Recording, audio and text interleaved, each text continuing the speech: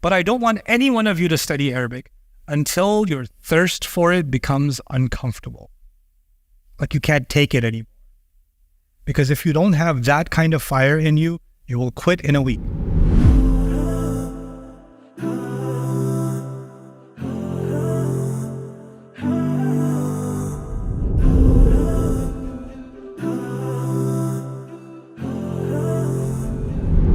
Okay, last one. I'm hungry. Yes. First of all, I'm really impressed always by your lectures if you talk about the Arabic language and how insightful the Arabic language is. Yeah. And how comprehensive, and like I'm always fascinated how you explain it. And my question is, how could I get a deeper understanding of the Arabic language, and how could I study it? Where could I study it? What methods are the best to get a deeper insight inside of the Quran? Because if I read just a translation in German or in Afghani, in Pashto or something like that, I don't really get it. And if I hear your lectures, I get a deeper understanding, and my goal is to go deeper into it by myself. And how could I achieve this goal? Good job. This is what I want to hear. This is what I want to hear.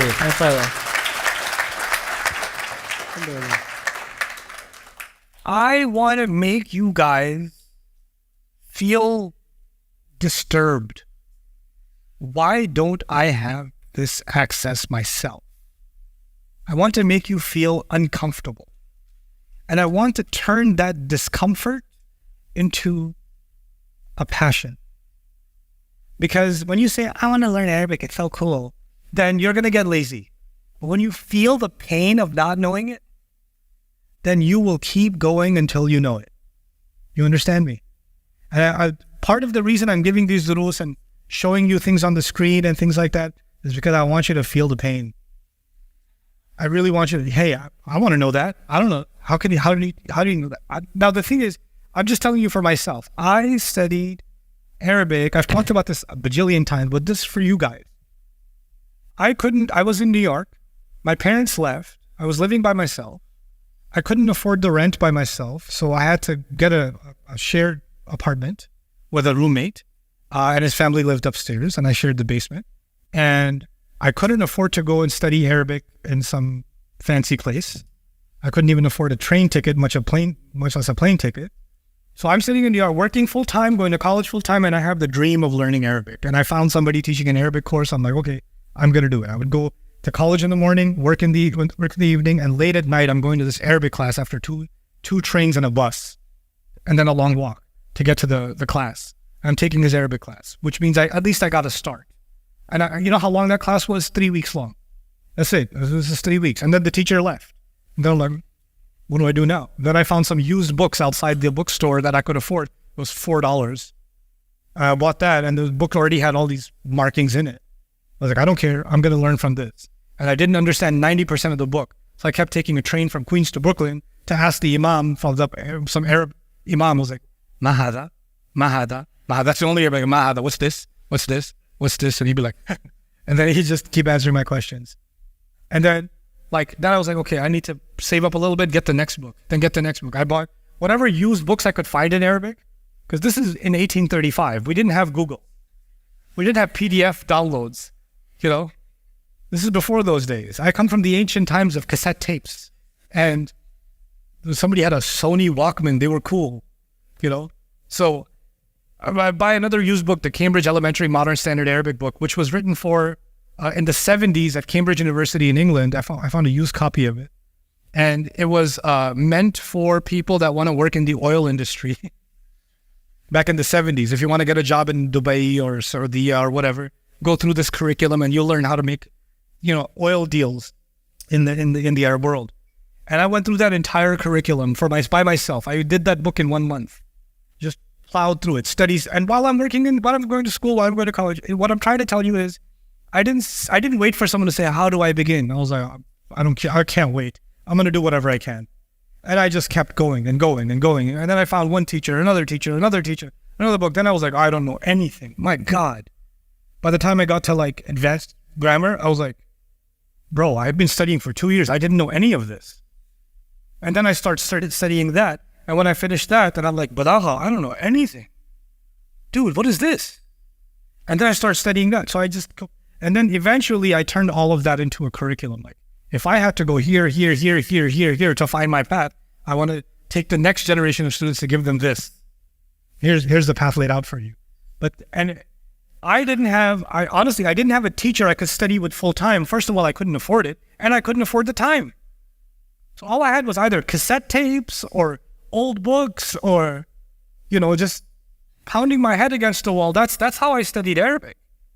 But my focus was all the guys around me, they were like, oh, I'm going to this Islamic lecture. I'm going to this conference. I'm going to this. I was like, that's cool. I'm going to study some Arabic, memorize some Quran. Because I just wanted Quran. I just really wanted to taste the Quran. And just focus. 2 years, 3 years, just stay with it. And what I've done now, alhamdulillah, I put the curriculum together. I'll be talking to you guys about that on the last day of class, about my Arabic curriculum and what you might be able to do with it. But I don't want any one of you to study Arabic until your thirst for it becomes uncomfortable. Like you can't take it anymore. Because if you don't have that kind of fire in you, you will quit in a week. If not in a week, you'll quit in 2 weeks.